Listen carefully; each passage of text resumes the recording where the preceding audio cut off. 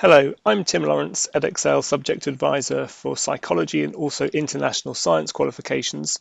I'm making this video really thinking of science teachers with modular international GCSE results coming up for the first time, international A-level science teachers and international A-level psychology teachers too. But actually this is going to be equally relevant for teachers of any other subjects which have these modular qualifications that use a uniform mark scale or UMS to calculate a final grade. So we'll start by looking at raw marks, scaled marks and UMS marks and the differences between them. Important because it's UMS marks that for modular qualifications students will actually see on their results slip. We'll go on to explain why we have a uniform mark scale, how raw marks are converted to UMS marks, and how when the results have been published you can look at the conversion for a particular unit on our website. Then how grades are calculated from the total UMS from all of the different units of the qualification. And finally, perhaps most importantly, what this means in terms of implications for reviews of marking and moderation that students might want to go for and units they might choose to resit. So raw marks, scale marks and UMS marks. I'm starting here with an example of a qualification that does not use a UMS to explain the slightly confusing nature of scaled marks. So this is our UK GCSE psychology. It's a linear qualification and therefore both exams have to be taken together at the end of the qualification and the grade boundaries are set by the overall marks. But as well as the overall grade boundaries, which you can see in the upper table here, we also publish this document of what's called notional component grade boundaries.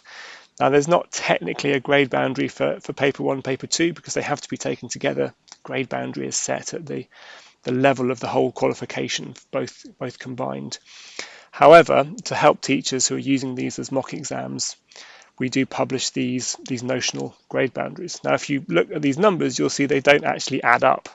And you might notice this from the specification as well, that paper 1 is out of 98, paper 2 is out of 79. There's 3 mysterious additional marks, it appears, giving us a total out of 180. And actually that's because to get to the 55%, 45% weighting between the two papers, which is set in the specification, we have to multiply the raw marks, which are the actual marks awarded to each candidate for their papers, by this number very close to 1. They're slightly scaled up to get to the scaled mark, and that's what the grade boundary is actually set on. So that's what we mean by a scaled mark, and it's determined by this number that never changes. It's the same every year. It's set out basically when the qualification was developed. Now the UMS is something else. It doesn't depend on a consistent formula or scaling factor. It varies by paper. And so the example I've got here is from the first round of modular history international GCSE results, because at the time of making this we don't yet have a set of modular science international GCSE results. And history is an interesting one because there's option papers, so there's 4 different options for unit 1 and 2 different options for unit 2 because of regional R papers here. And if you look closely at the numbers on the right, you will see that the UMS grade boundaries are always the same for all of these because they're all out of 70 UMS marks total, but that raw mark grade boundary for each grade is actually slightly different on every paper. So each paper has its own unique conversion system to get from the raw mark to the UMS mark. So why do we have this confusing element?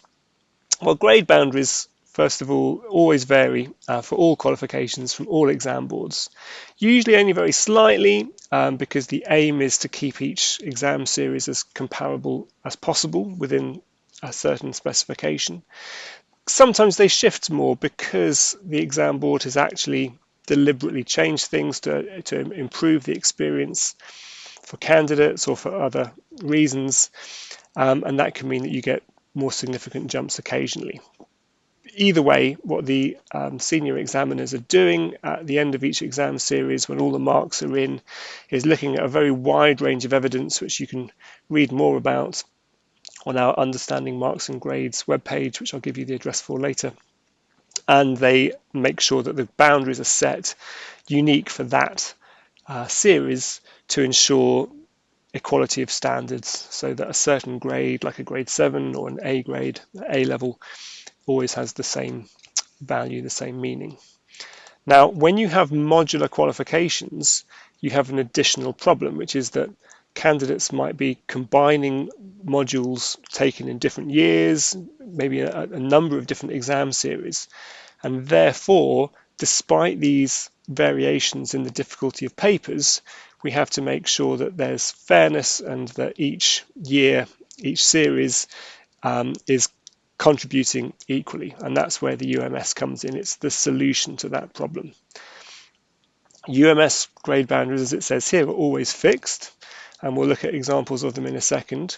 And so if you convert the raw mark with its shifting grade boundary into a UMS mark, then you make sure that you're always kind of fairly representing the achievements of candidates, which they can then take forward when they cash in for their final grade.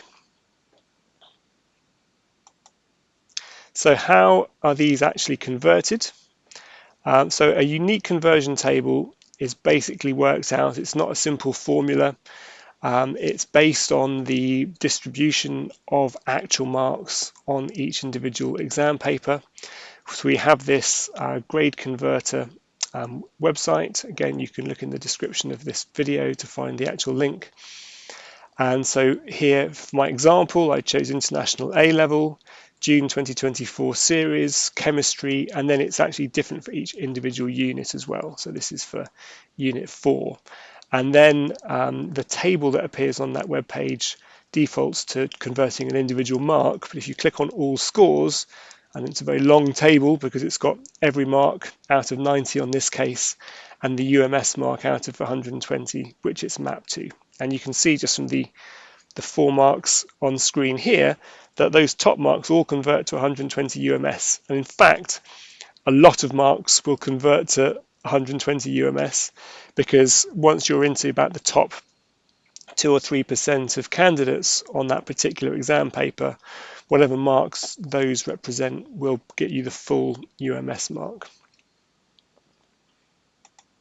So how are grades actually calculated from these totals? Well, I think this is clearer with a couple of examples.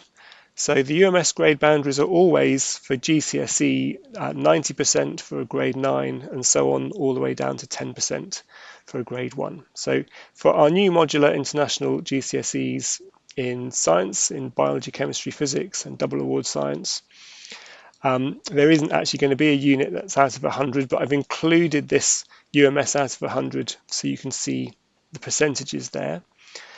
For these qualifications for the biology, chemistry and physics, both exams, both units will carry 120 total UMS. So therefore, the conversion will always be as follows, with 108 for a grade 9, 96 for a grade 8 and so on. And then you simply add these together. With resits possible, it will be the best UMS mark for each unit from the previous 2 sittings that counts when the grade is cashed in, and then those on the bottom row there will be the UMS grade boundaries for the whole qualification to actually get a grade in biology, chemistry or physics. For A level, it's a little bit more complicated. So we have 6 units for international A levels in biology, chemistry and physics, and these figures will be the same for all 6 unit international A levels. Now here, again, it's 90% for an A star, 80%, 70% down to 40% of the UMS for an E grade, but the awarding of the A star is somewhat different. So on these science international A levels, most of the units have a maximum 120 UMS. Unit 3 and Unit 6 are out of 60 UMS. So the grade boundaries, 80% of 120 is 96, for example, 80% of 60 is 48, and then 240 out of 300 will get you an A at International AS, biology, chemistry or physics.